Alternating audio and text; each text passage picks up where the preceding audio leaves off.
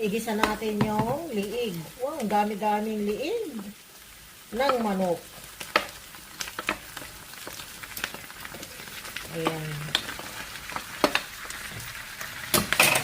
Igisa natin, tapos isunod natin yung mga gulay niya.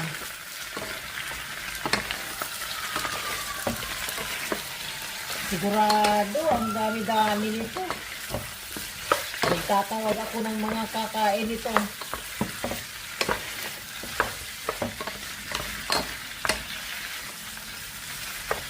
Dami.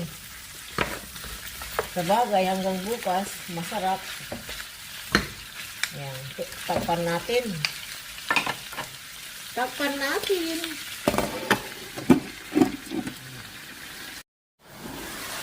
Ayun. Nagisa na po ang ating manok.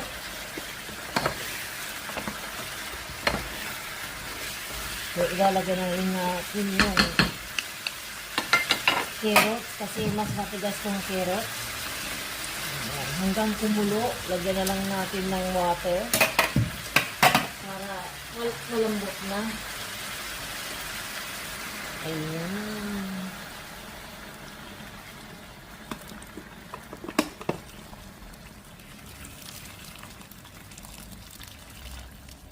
Okay. Takpan ulit natin.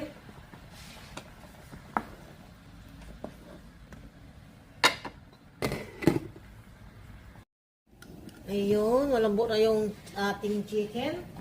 So, dagdagan natin ng water na mainit. Ayun, mainit po yan. Kaya tuloy-tuloy yung kanyang kulo.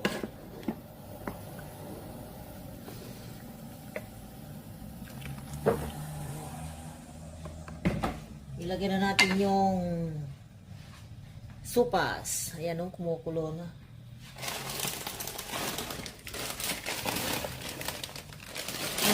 Yung ano muna, yung ito.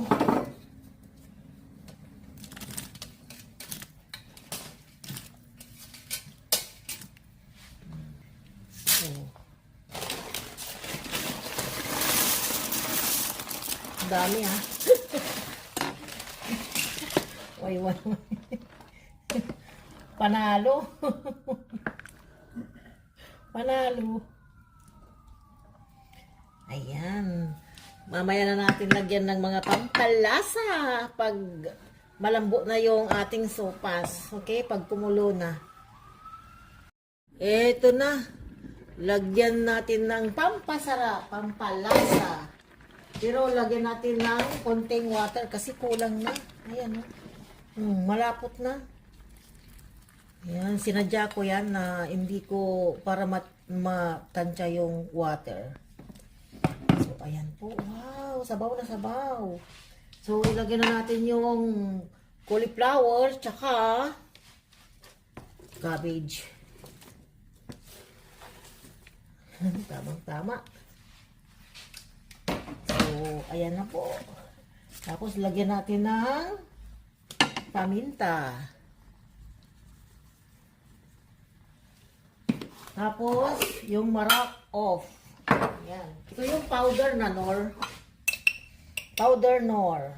Ayan. Tapos, konting asin. Kunti lang ha. Kasi yung marak off ang dinagdagan ko.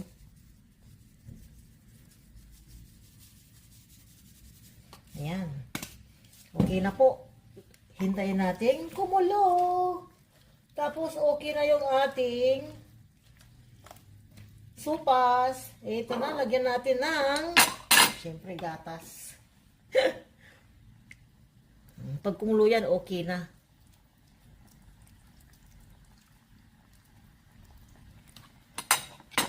Tingnan natin kung puti na yung kanyang sabaw. Wow! Napakasarap po ng ating supas ngayon. First time kong gumawa ng sopas dito sa Israel. Second time pala.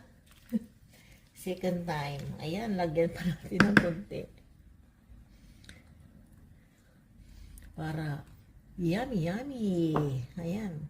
Hintayin natin kumulo, okay?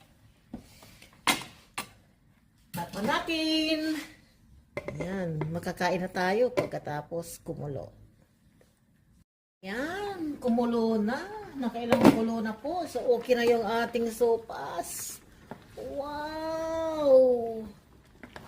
Wow! Ang sarap-sarap. Tamang-tama sa taglamig. Ayan po. Kain na po tayo.